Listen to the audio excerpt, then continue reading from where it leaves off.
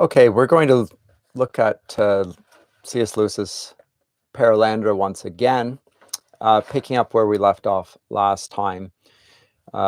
If you recall, the encounter between Ransom, Edwin Ransom, Lewis's protagonist, and the Green Lady. And we left off with some discussion of the fact that she had become aware, because of her contact with Ransom, of the fact that she possessed freedom and independence and agency. She could choose to do certain things and not just other things. She wasn't just being swept along by a wave, but rather could jump into a wave. So there's a sense of independence, that she was walking in his will and not just being carried along by Mal Eldil's will. So there was a sense of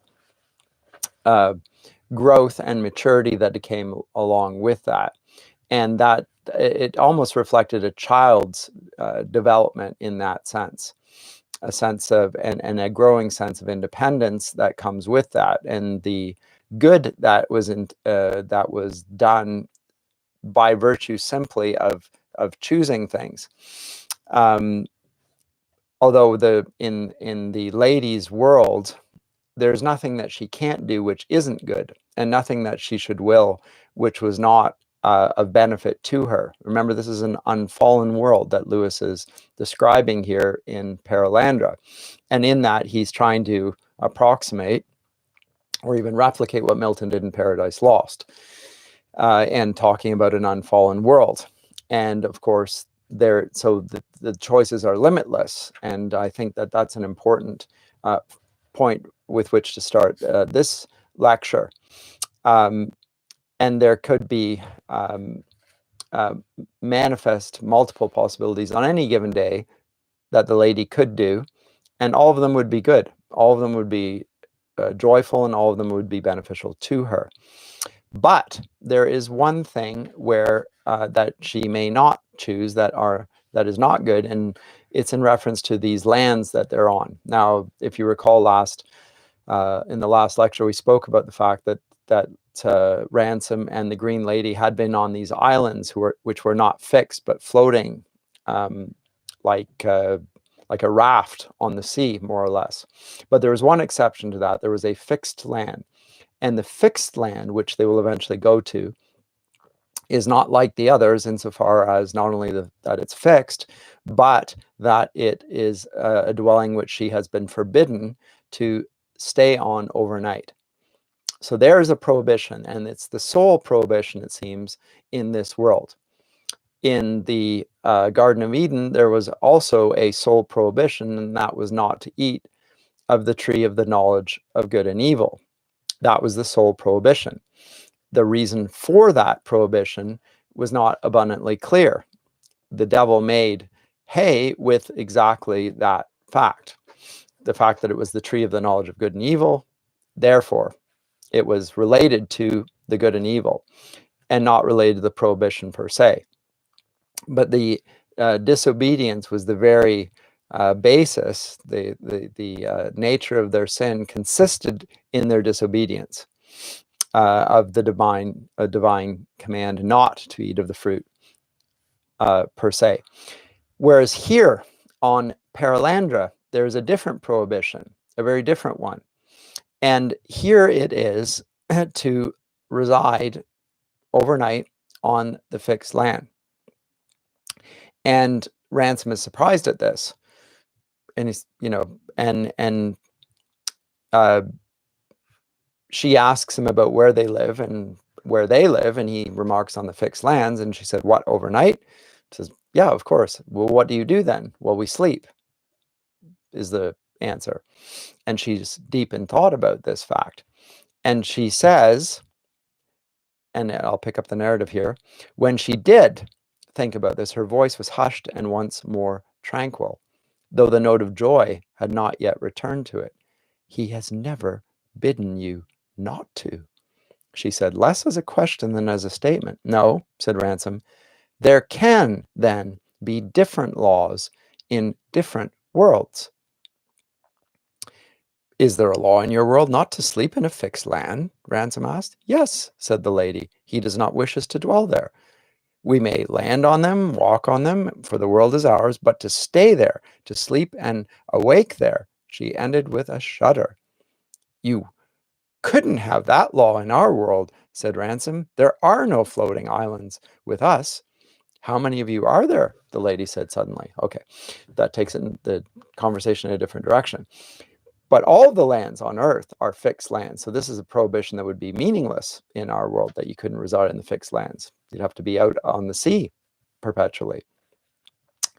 But here it is a prohibition. And it's the interesting, that's interesting. And what's interesting about it is that there can be different laws in different worlds. Okay, so what's with that?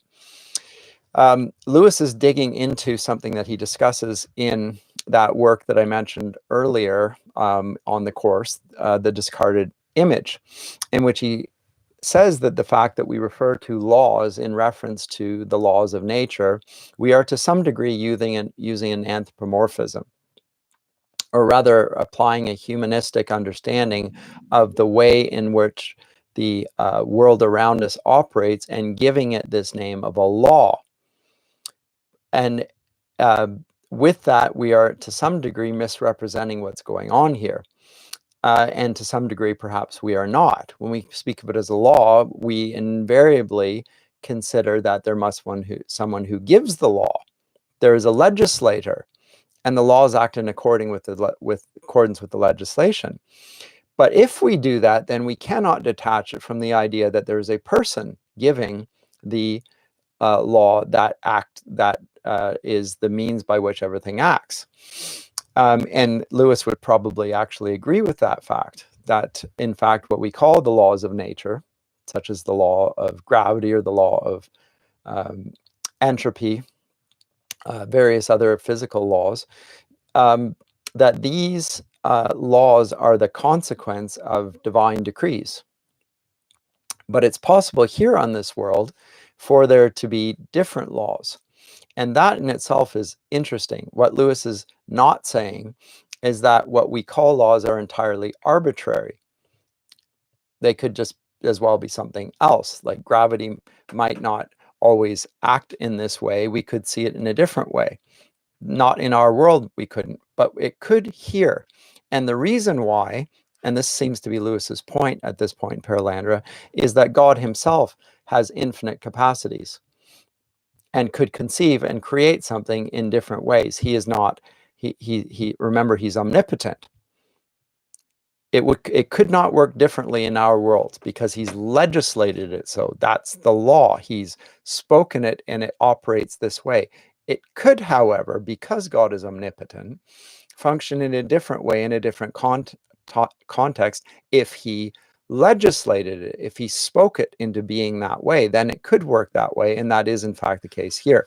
So this isn't some form of relativism saying what we call law might not be a law if you just look at it in a different way from the vantage point of the earth. He's not making a relativistic statement. He's talking about rather the character of God. And what he legislates in this context is very good, always. And on this planet, it functions in a different way. So what he is determined to be good is that they do whatever they want, but not be on the fixed island. Now, the reason for that becomes crucial, and we'll come to that later on, and I'll come to that in a minute, as I say. But there can be different laws in different worlds, and furthermore, as a concomitant of that, page 75, it seems that good is not the same in all worlds. That Mal-Eldil has forbidden in one what he allows in another.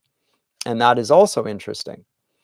When we think about metaphysics, and in the Western philosophical tradition, we think about the nature of justice, the notion of goodness and beauty and truth. We talk about these as transcendentals, reflections of the character and goodness of God, all of which are true. In our world, justice is always so. Goodness, truth, beauty. These are, as I say, transcendentals. They're metaphysical realities. They can't be changed. However, it's possible that good could be different in another world because, again, of divine omnipotence, omniscience. It's conceivable for that to be in a different context. In our context, not so. It is, when we speak of it as metaphysics, we're talking about the thing that underlies our physics, but it could, the metaphysics could be different in a different physics.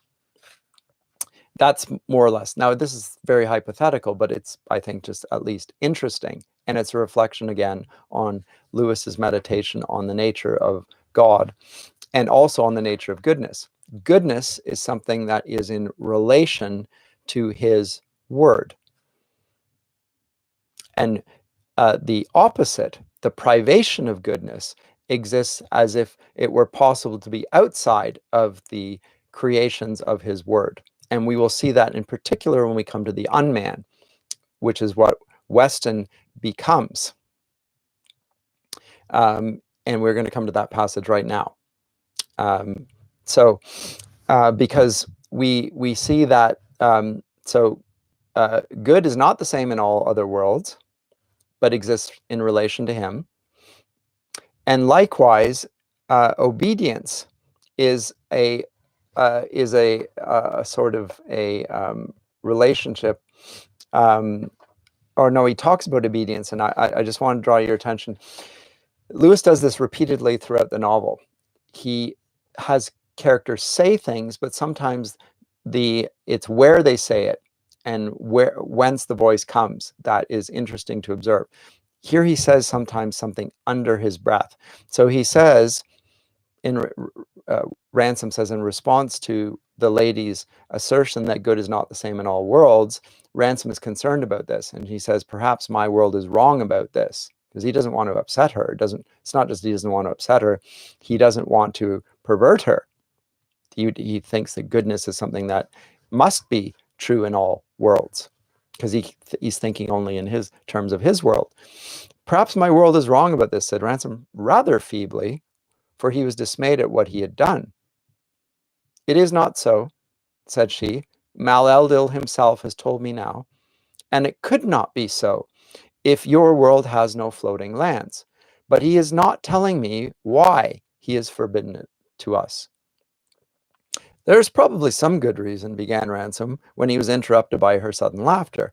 Oh, piebald, she said, still laughing. How often the people of your race speak. I'm sorry, said Ransom, a little put out. What are you sorry for? I'm sorry if you think I talk too much. Too much? How can I tell what would be too much for you to talk? In our world, when we say a man talks too much, they mean they wish him to be silent. If that is what they mean, why do they not say it?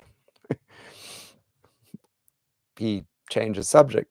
What made you laugh? Said Ransom, finding her question too hard. I laughed, piebald, because you were wondering, as I was, about this law which Mal-Eldil has made for one world and not for another. And you had nothing to say about it, and yet made the nothing up into words. I had something to say, though, said Ransom, almost under his breath. It's those three words, almost under his breath. When he speaks in these terms, and he does it in a few places, where is the voice coming from? And when it's almost under his breath, there's a sense of resentment. This is the old Adam within Ransom speaking. There's a sense of not only incomprehension, but also a sense of defiance there. And he is going to be wrestling with that. I've talked about that repeatedly. There's a sense of two persons within him. And those two persons are probably, again, the old Adam, the sinful old Adam, and the new man, the Holy Spirit, God-breathed new creation that's within him. And there's a wrestling at times with that. And the old man is often habituated to the terms of understanding of the context from which he comes, the same one that Weston comes from. So that there's still that wrestling going on within the character of Ransom, which is part of what makes this novel so plausible and also fascinating, is the character development and even the struggle for character development within characters. So it was under his breath. At least he said, added in a louder voice. Now, when he adds in a louder voice, again, that's also used repeatedly. That doesn't mean that he's more certain, but rather he's bolder. and not necessarily for good reasons. He said, this forbidding is no hardship in such a world as yours. So there's a bitterness and resentment there. That also is a strange thing to say, replied the lady, who thought of it being hard. The beasts would not think it hard if I told them to walk on their heads. It would become their delight to walk on their heads. I am his beast, and all his biddings are joys. It is not that which makes me thoughtful, but it is coming into my mind to wonder whether there are two kinds of bidding. Some of our wise men have said, began Ransom, but she interrupted him. Let us wait and ask the king. She said, for I think, piebald, you do not know much more about this than I do. Yes, the king, by all means, said Ransom, if only we could find him. And then involuntarily he added in English, by Jove, what was that? And at that point, they see the spaceship come down. The lady's comment is something has fallen out of deep heaven. And that spaceship that's come down changes the trajectory of the conversation. So at this point, the discussion here, particularly on page 77, is about obedience in relation to the beasts, in relation to Eve, the green lady, and also how she relates to Mal-Eldil. It's a relationship of obedience, and nonetheless of a free goodness that resides in that obedience. It's inconceivable for her to act in any other fashion. So there's some discussion of that there. Also a discussion of Ransom's own pining for a fixed land, because he finds it rather unsettling to have the ground literally moving under his feet all the time. Where he is, there's nothing that's fixed. Everything is good, but as a consequence, there's nothing certain for him. And he finds that a very unsettling experience. She finds it exhilarating. When they come to the fixed land, he is delighted with it. And there is a little stream that runs along it. And then we come across these creatures called piebalds, after which he's named him. And they're a really strange sort of creatures. They're white beasts with black spots, about the size of sheep, but with ears so much larger, noses so much mobile, and tails so much longer that the general impression was rather of enormous mice. So that's what he's been compared to. Hardly flattering. In addition to the fact that he's naked in front of him, he looks like a fat, furry rat, I guess. Enormous mice, and not reapy cheap, shall we say. The other thing that's interesting, and this is a few lines on, and we will make more of this later on when we come to the fourth and final lecture. While he's climbing this mountain, we'll talk about the nature of the mountain in the fourth lecture as well, but he's struggling to get up it. And she, for her part, is doing so with extraordinary ease, just pulling herself up. And he, on the other hand, to use his own description line, page 80, his own climb was a less dignified affair, and it was a panting and perspiring man with a smudge of blood on his knee who finally stood beside her. She was inquisitive about the blood. And when he explained it to her, she wanted to repeat that in herself. Talked about the pain. This led him to try and explain to her what was meant by pain. She's never experienced pain. She's never experienced hurt. She's never experienced blood. None of these things are in her experience. And to some degree, she's thinking about doing exactly and replicating these things. And Weston and Mal-Eldil at this point speaks to her and tells her not to injure herself. This would be because this would be an evil thing that would be done to her. There is no evil in this place. Nothing bad can come to her outside of her own will, but in that case, she would be willing harm to herself. Mal-Eldil will not allow that to happen, at least not without his intercession here. Now, it's a sort of a funny thing, because at this point, it would be going against him, I guess, and disobeying if she didn't do that, but it's not of the same feature. But it's, I mean, Lewis introduces a problem here in this, but what he's trying to illustrate is in the unfallen world, the denizens of this Perelandra the king and the Green Lady cannot suffer harm of any sort. So so he prohibits her from harming herself, and that's interesting. As we say, we'll come back to blood later on in its significance. But what they saw fall from the sky, page 81, has now been identified as a spaceship. And at that point, Ransom finally discerns his purpose. And I'll read the lines here. So that, Ransom thought, that is why I've been sent here. He failed on Malacandra, and now he's coming here, and it's up to me to do something about it. A terrible sense of inadequacy swept over him. Last time, in Mars, Weston had only one accomplice, but he had had firearms. And how many accomplices might he have this time? And in Mars, he was foiled not by Ransom, but by the Eldila, and especially the great Eldil, the Oyarsa of the world. He turned quickly to the lady. I've seen no Eldila in your world, he said. Eldila? She repeated as if it were a new name to her. Yes, Eldila. Eladilla, sorry,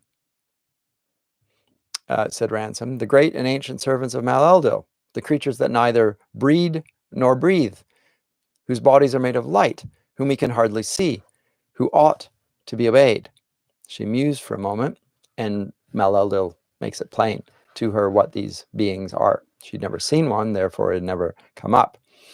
But he says, sweetly and gently, this time Mal-Eldil makes me older. He shows me all the natures of those blessed creatures. Remember what we said about the nature of Adam in Milton's Paradise and Eve? They can see into the natures of things. They are great intellects, and she understands because of revelation exactly what this is here. But she explains to him what he didn't know. That is the old order, piebald, the far side of the wave that has rolled past us and will not come again. That very ancient world to which you journeyed was put under the Eldila. In your own world, also they ruled once, but not since our beloved became a man. In your world, they linger still, but in our world, which is the first of the worlds to wake after the great change, after the incarnation, they have no power. There's nothing now between us and him. And that's because the sole mediator between God and man is the God-man, Jesus Christ. He's both God and man. He's the mediator. He is both. This is an important and decisive moment, not only in human history, but in Lewis's fiction, in the history of the cosmos, this world that was created after the incarnation. We've already seen that's why her nature is that to look like a woman.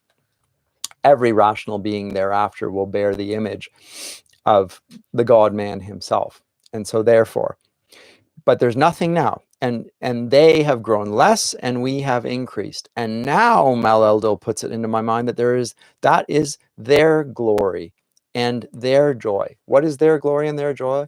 To have decreased.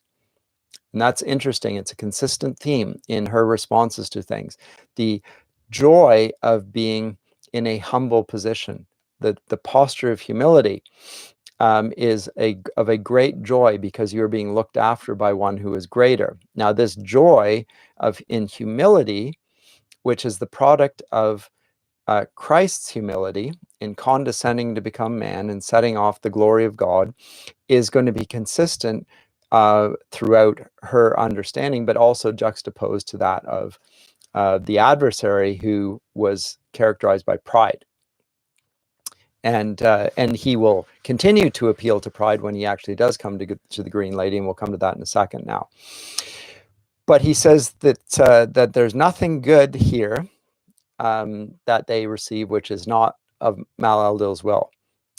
But the Eldila, these angelic type beings, they received us things of the low worlds, who breed and breathe as weak and small beasts, whom their lightest touch could destroy. And their glory was to cherish us and make us older till we were older than they, till they could fall at our feet. It is a joy we shall not have. However, I teach the beasts they will never be better than I. But it is a joy beyond all. Not that it is better joy than ours. Every joy is beyond all others. The fruit we are eating is always the best fruit of all. So note, there is a hierarchy, a spiritual hierarchy in the cosmos, and it's a fixed one. Nonetheless, there is a joy particular to each station which exceeds the others from other stations. So it's not just there's a higher joy. We think of this in human terms, in hierarchical and to some degree prideful and sinful terms. She is speaking back against that preconception on our part, and I think that's really interesting. But at this point, we find that they not only see the ship, but they see a figure out of it, and the lady wants to go greet this figure. Ransom knows who it is, namely Weston, and he doesn't want her to go there. She, for her part, says, but I am the lady and mother of this world. If the king is not here, who else should greet a stranger? And she said, and he says, I will meet him. And she says, it's not your world, piebald. You don't understand, says Ransom. This man, he is a friend of the Eldil of whom I told you, one of those who cling to the wrong good. At any rate, she runs towards Weston. Ransom bolts ahead of her. The lady is shocked because it's, of course, rude behavior and unusual. And in the end, Weston sees the two of them and he makes certain judgments on this. He assumes that he's making love to the young woman, the green woman. It's the next conversation which I'm going to focus on briefly, and then we will get to the significant things. But the initial conversation, Weston pulls a revolver on Ransom, says that the green lady can leave, but that Ransom may not leave. Okay, so the green lady departs. And Ransom's immediate retort is, are you going to begin in this world also by murdering one of its inhabitants? What are you saying? Stay where you are, Ransom, said the professor. That native can go where she likes, the sooner the better. Then he accuses him of seduction. Ransom said it never had even occurred to me. And then gets into his accusations about his character and purposes and nature here. So this is the discussion that's rather interesting. Now, this is in chapter 7. But Ransom says, I'm asking you nothing but to begin and end as soon as possible, whatever butcheries and robberies you've come to do. And at that, now we get a confession. Now, the confession that transpires here is not an admission of guilt, I must say. There is no admission of guilt whatsoever in what follows. What we do get an acknowledgement of is a serious mistake, page 88. He does not admit to guilt in what he did earlier. Now, that's a moral category. He doesn't believe he has transgressed any moral categories because he doesn't acknowledge that they exist. That's an old religious, an old humanistic way of looking things. That's how he describes it. Now, that's the language of a modern scientist who believe that what Lewis will describe as the Tao in the abolition of man is no universal, has no status whatsoever. It's subjective. So he doesn't acknowledge guilt. He acknowledges a serious mistake. Okay, so what's the nature of this, and where does it lead to us in the discussion here? But they go on to talk about this.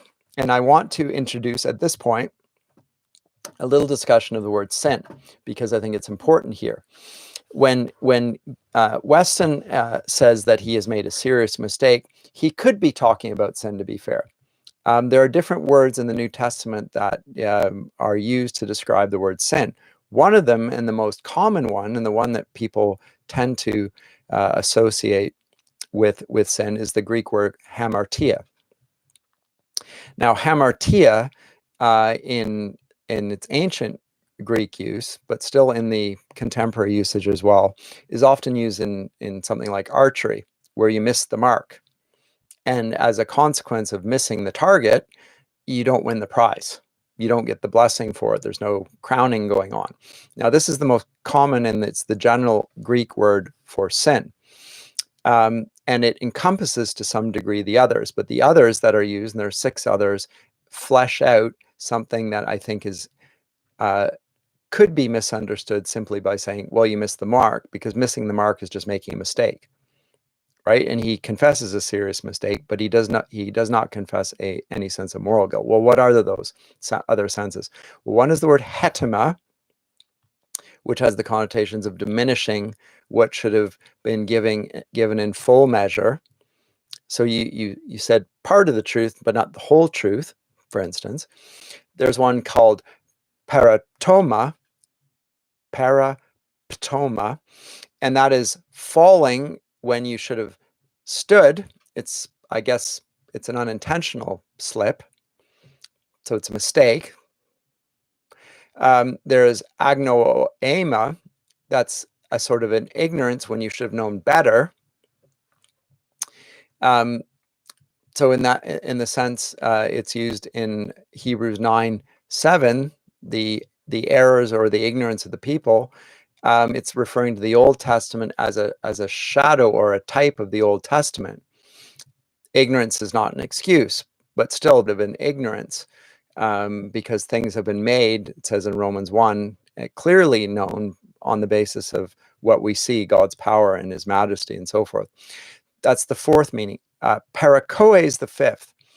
Parakoe is also sort of a missing the mark, but there it has more of the context of refusing to hear and heed God's word. So in 2 Corinthians 10 verse 6, it talks about disobedience, bringing every thought captive to Christ. So it's not listening to a voice. Now it's a sort of missing the mark, but now it's more personal. You're not listening. You're therefore not obeying. 6thly, there's a word parabasis, and the parabasis is intentionally crossing over a line. So every Hebrews 2 verse 2, every transgression, every parabasis, and every disobedience, parakoe, received a just recompense of reward. So both of these, your transgression, you've gone over a line. Parakoe, disobedience, you've not listened or heeded. So there's a law on that. So you've stepped over a mark, but the mark here comes out of not listening, and not listening to someone who is good, and therefore what you're doing is evil. It's a moral transgression. And you can see why I said we have to nuance what we're saying here when we talk about mistakes. And then finally, there's a relation to the word nomos. The word nomos in Greek means law. There's anomia, or the privation of a law, lawlessness, or paranomia. So in Titus 2 verse 14, Jesus gave himself over to us to redeem us from all iniquity. Anomia, lawlessness. He rules in order to bless us and to. So again, nomos, law, parakui, to hear, parabasis, there's a line. These are things that are in relation to God's will and purposes and person above all. And these are to be brought to bear when Weston here says that he, in some respects, was mistaken, even seriously mistaken, in my conception of the whole interplanetary problem. He is confessing something which might be categorized as sin, except that it denies that there is any moral reality at all. And that becomes clear in the lines that follow here. So let me come to that. But I thought that was an important discussion. What is also interesting and important on page 89 is the philosophical discussion that ensues. And he says, Ransom's comment of the conversation is that, was it sane? Was it imaginable that they should find themselves at once engaged in a philosophical argument which might just as well have occurred in a Cambridge combination room? Yet that apparently was what Weston insisted upon. So now they're going to have something like a philosophical theological discussion here. And that is exactly what it is. It's dealing with different theological conceptions. And this is absolutely key. I said in the last book, in Out of the Silent Planet. Weston represented a sort of a scientism, a scientific view in which human beings were pursuing their own nature and their own good at the expense of other forms of life. And he's following Olaf Stapleton's fiction on this. But the human spirit would expand, and remember, we boiled that down. There's just sort of the seed of humanity, which is good, because remember, even individuals could be sacrificed to that good. But there was a sense of the good of the human, and that human existed over and against and above the other creaturely goods. And in the case of Malacandra, over the Sorns and the Fifiltrigi and the Hrossa, they could all be annihilated. That would be what I would call transhumanism. That was the mistake in the first novel. That's that sort of science, which sets the human above all other beings and sees its good as the only good, and loves the creature, but only that's the only good it holds on to. Here we will see something very different. And if the former novel described transhumanism, here we will get what I would call posthumanism. Now, posthumanism is that status when every form of life is seen as equivalent, and therefore human nature is no longer seen as having any superiority to other forms of nature, including animals. And it does this by means of pushing human nature down to the status of others, not by elevating others up. That's a great theme in Perelandra. We've just seen the Green Lady talk about the joy and her burden, and in fact her responsibility to make the animals older, to use her term, more mature, better forms of themselves. That's their responsibility. It's a stewardship responsibility. That is bringing things up. But posthumanism is bringing humanity down to the level of the lowest common denominator in the whole natural world. And that transpires under the guise of spirituality. That's the character of the discussion that goes on now between Weston and Ransom. Exactly this. But I'll read a few extracts and then I'll move on with this. Weston says, the tragedy of my life, and indeed of the modern intellectual world in general, is the rigid specialization of knowledge entailed by the growing complexity of what is known. It is my own share in that tragedy that an early devotion to physics has prevented me from paying any proper attention to biology until I reached the 50s. To do myself justice, I should make it clear that the false humanist ideal of knowledge as an end in itself never appealed to me. I always wanted to know in order to achieve utility. Now, this appeal to utility is an appeal to a Baconian science. What's the usefulness of nature? To what use can we use it? How can we gain power over nature? That's Baconian science. Using things. Knowledge not as a good in and of itself, as a reflection of the goodness of God's creation. This is modern science. Modern science at its best does exactly this. It seeks to understand the world as God's handiwork and to give praise and glory to God.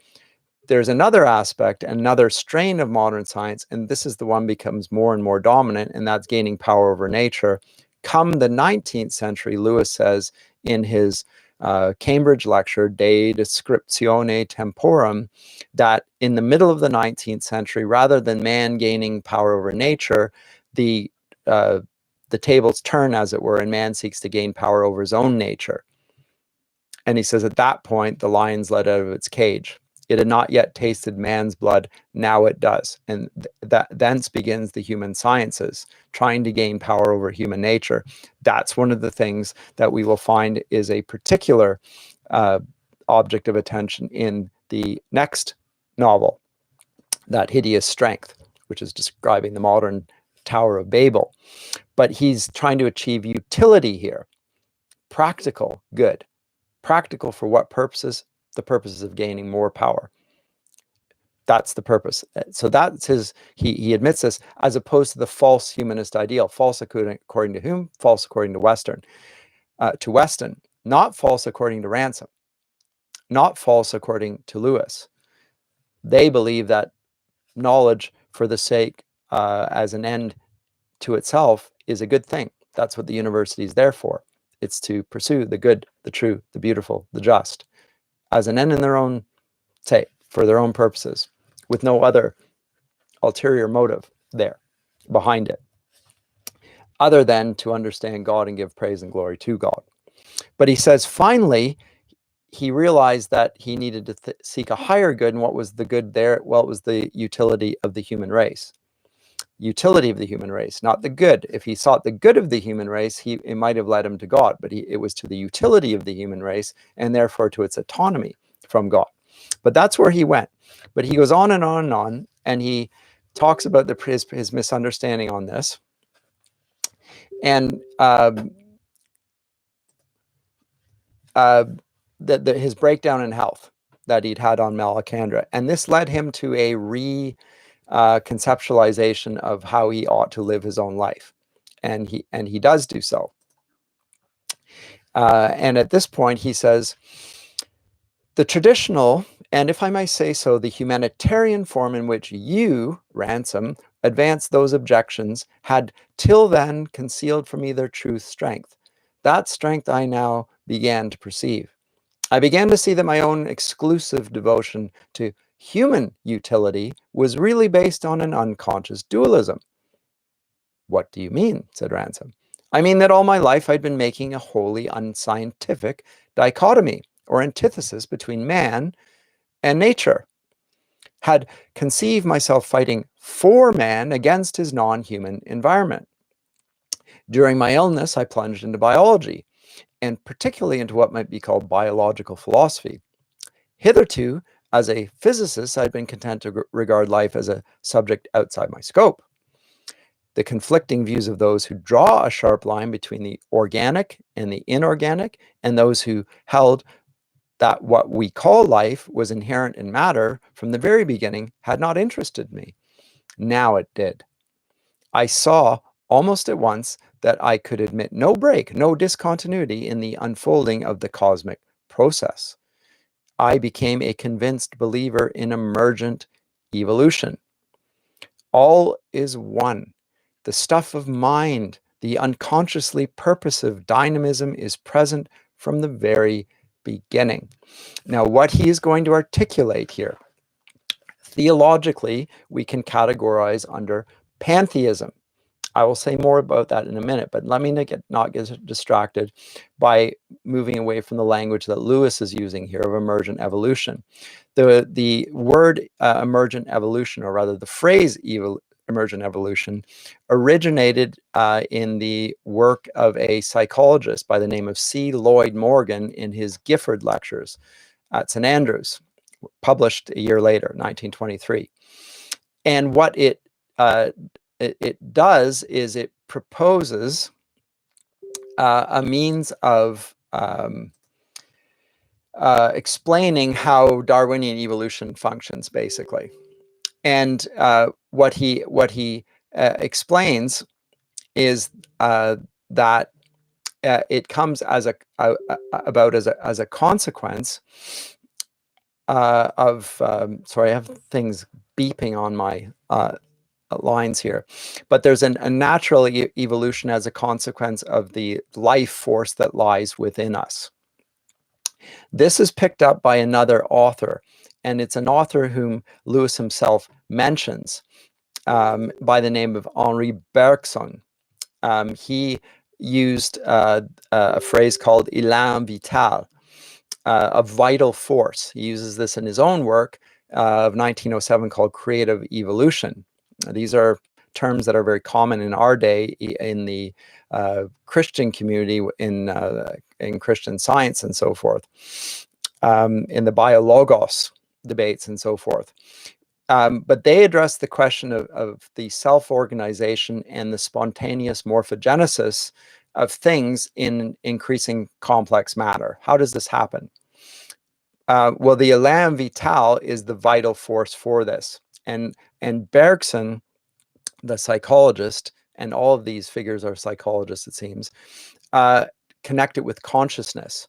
So the intuitive perception of experience, the flow of inner time. It's the self-awareness which gives a rise to these other things. And this is the vital force that drives drives evolution onward. And Lewis will talk about this vital force in The Weight of Glory. I mentioned The Weight of Glory. I gave a whole talk on The Weight of Glory. He mentioned Bergson by name. And I'll repeat what he said about him. He says, even if all, and because he rejects it, he says, even if all the happiness they promised could come to man on earth, yet still each generation would lose it by death, including the last generation of all. And the whole story would be nothing, not even a story, forever and ever.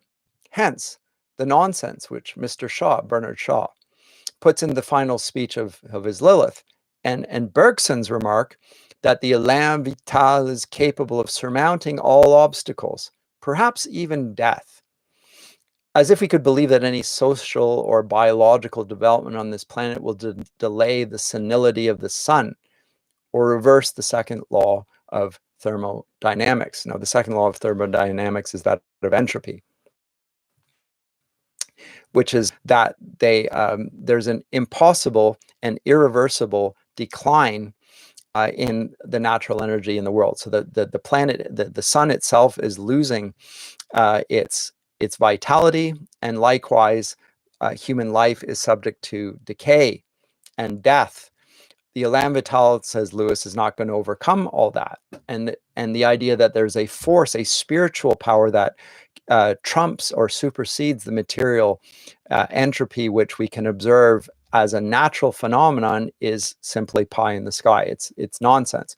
Nonetheless, for all of Lewis's comments on that elsewhere, this is the hypothesis that Weston propounds here. This appeal to a spirit. When he talks about a spirit, he is talking in the same lines of discourse as Georg Wilhelm Friedrich Hegel in terms of the spirit and the spiritual sciences, the Geisteswissenschaften, which become the foundation for the social sciences and so forth. But the spiritual sciences and the idea that there's a spiritual progression up on these things. Now, this is connected with pantheism. I'll get to that in a minute, because it becomes clear when Weston is going to describe what he is trying to understand, or believes he fully understands, and believes that he is saying the same thing as Ransom here, because that is exactly what he makes clear here. So it's a tragedy that he does so. He had done it on a basis of an unconscious dualism between man and nature, which he says is an unconscious dualism.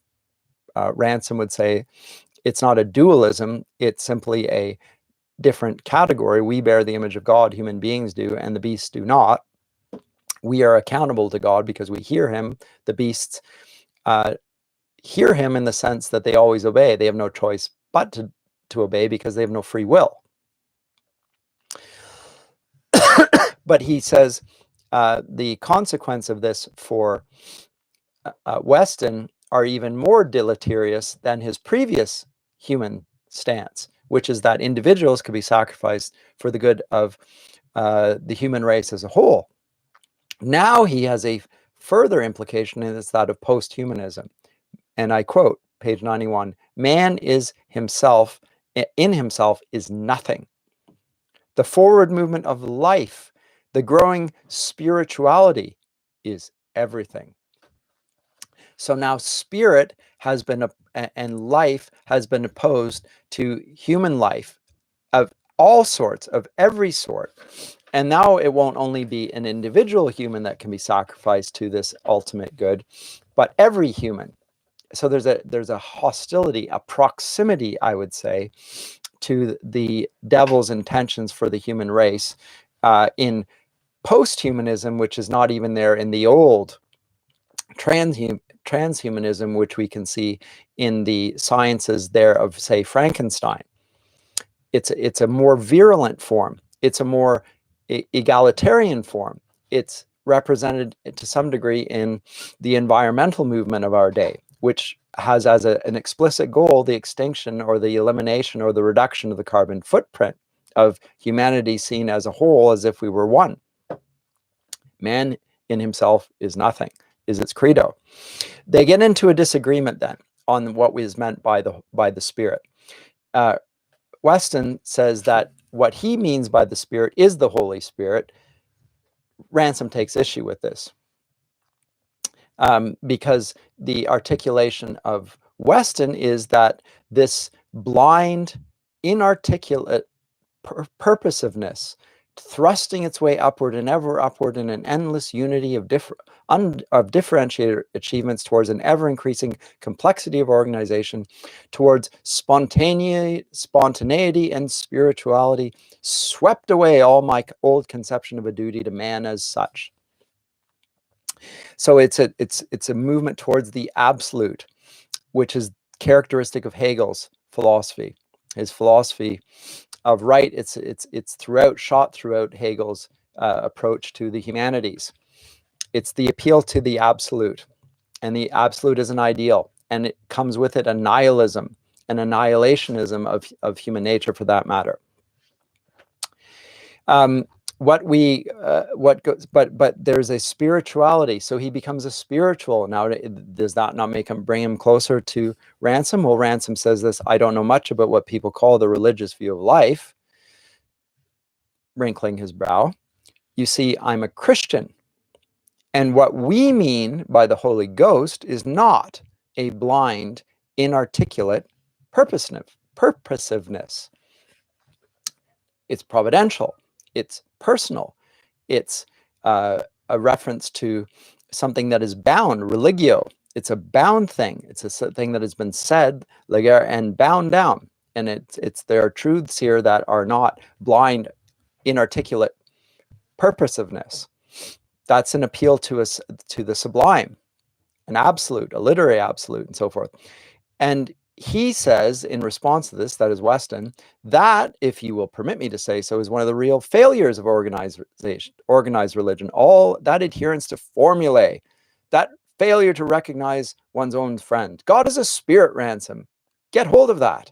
You're familiar with that already. Stick to it. God is a spirit. Well, okay. What of it? Pure spirit. The goal is pure spirit, the final vortex of self-thinking, self-originating activity. Final, says Ransom? You mean it doesn't yet exist? Oh.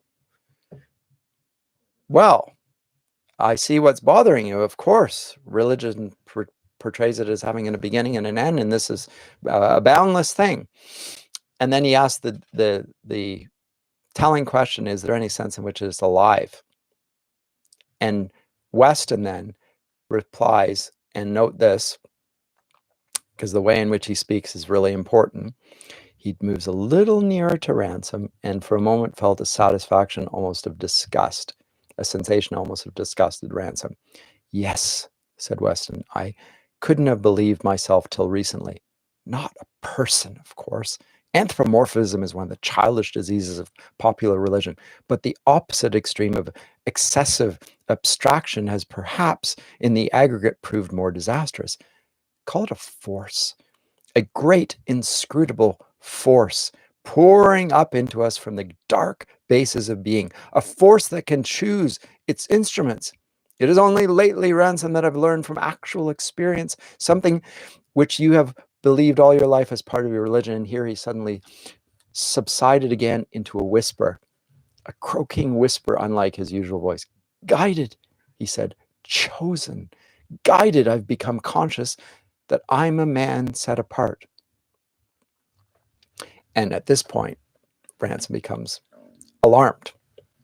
What's going on here? This man is referring to spirit, Holy Spirit, a devotion to spirit, and being chosen by this impersonal,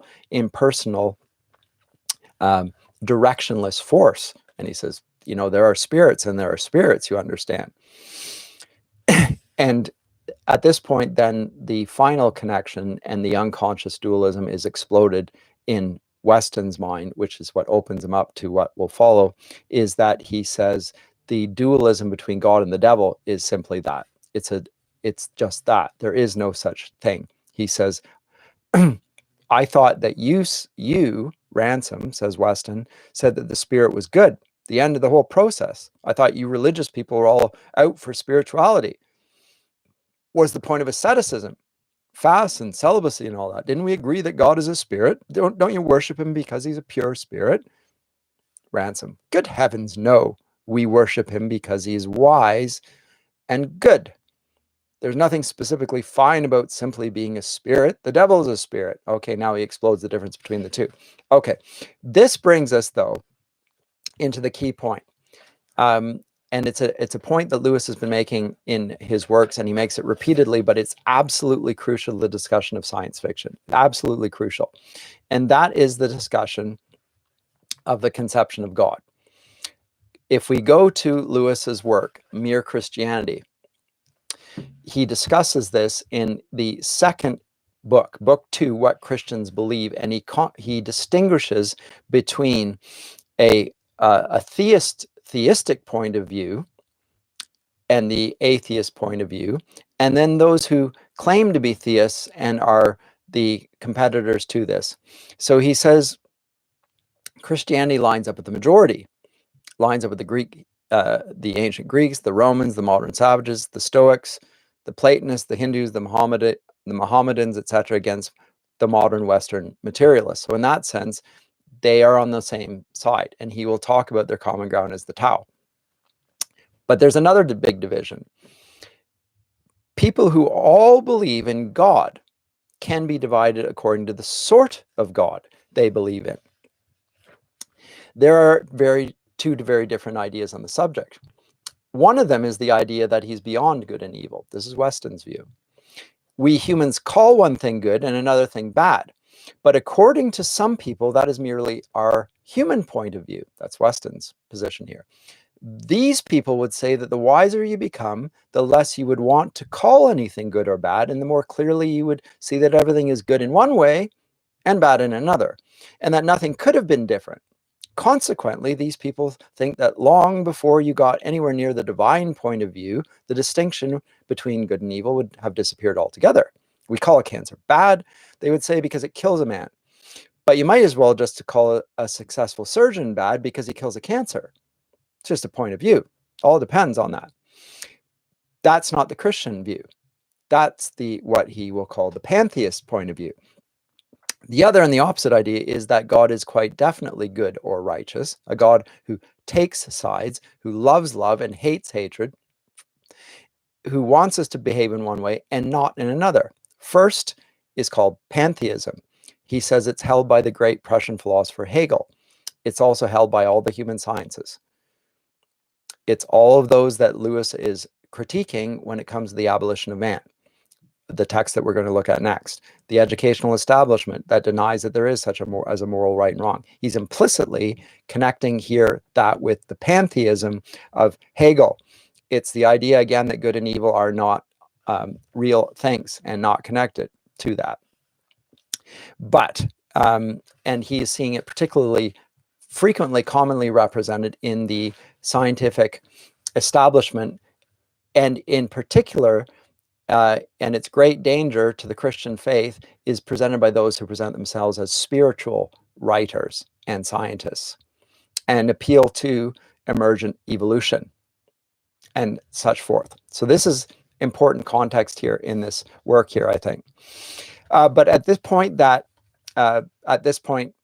Weston says, hold on a sec here, because he's trying to reach him and try and persuade him that the path he's on is a terrible one. He says, hold on a minute. You say it's a total commitment. That is, you're giving up yourself.